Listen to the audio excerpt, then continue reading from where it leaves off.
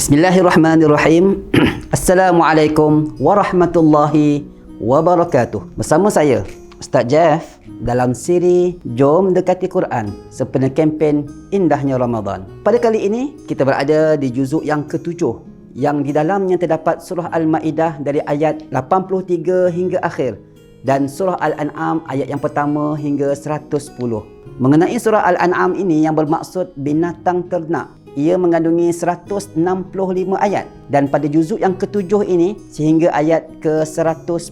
Surah ini adalah surah Makkiyah yang bertemakan akidah. Surah ini mengandungi dalil-dalil tentang tauhid, keadilan, kenabian, balasan di akhirat dan menolak dakwaan pihak-pihak yang menyesatkan. Pada ayat ke-136 menerangkan bagaimana datangnya surah Al-An'am ini kerana kepercayaan khurafat kaum musyrikin Mekah ketika itu terhadap binatang-binatang ternak mereka. Surah ini juga diturunkan sekaligus pada satu malam dengan diiringi oleh 70,000 para malaikat seperti mana yang disebutkan dalam hadis Nabi SAW.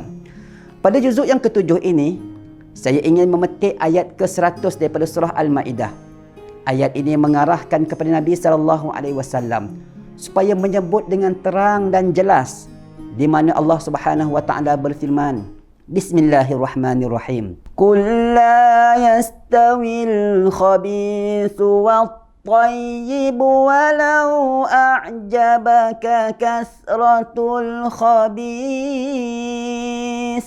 Katakanlah, tidak sama yang buruk dengan yang baik, meskipun banyaknya yang buruk itu menarik hati kamu. Ya, keburukan dan kebatilan selamanya tidak akan sama dengan kebaikan dan kebenaran. Walau a'jabaka kasratul khabith.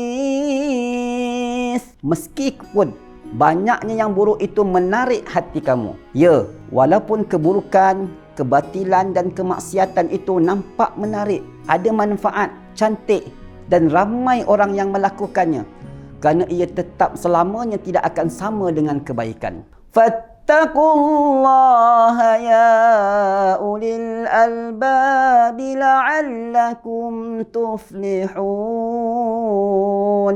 Maka bertakwalah kepada Allah, wahai orang-orang yang berakal, agar kamu mendapat keberuntungan. Pada hari ini kita melihat banyaknya projek-projek normalisasi semakin membiak agar masyarakat merasakan segala perkara-perkara buruk di sisi agama adalah benda yang baik dan benar. Seperti contoh, melihat aurat. Apa kata mereka? Tak payah tengok TV, tak payah keluar shopping, duduk rumah aja, duduk dalam gua kalau tak nak tengok aurat. Kemudian yang mengumpat pula, dia kata apa? Aku cakap benda betul apa? Untuk membenarkan umpatan-umpatan mereka. Yang memfitnah pula, apa kata mereka? Aku cakap je, mana tahu betul, kan? Jadi seolah-olah macam memfitnah tu sesuatu yang dibolehkan. Contoh lagi, perempuan menjadi model. Apa kata mereka? Biasalah, untuk marketing. Contoh yang lain lagi, mengangkat kafir dan juga menghina orang Muslim. Alasan mereka, orang kafir lebih telus, orang Muslim korupsi. Contoh, pertahankan dosa dan maksiat yang mereka lakukan. Apa kata mereka? Alah, kubur masing-masing. Mak bapak aku pun tak pernah nak kata apa, kau nak sibuk apa. Contoh yang lain lagi, LGBT, pelacuran. Alasan mereka, ini hak asasi manusia, jangan diskriminasi pekerjaan tersebut. Contoh yang lain lagi, membela anjing tanpa sebab. Apa kata mereka? Kita nak tunjuk bahawa Islam ni tak benci kepada binatang. Contoh yang lain lagi, seks dan berzina selamat kononnya. Kata mereka, yang penting tak mengandung, yang penting sama-sama suka.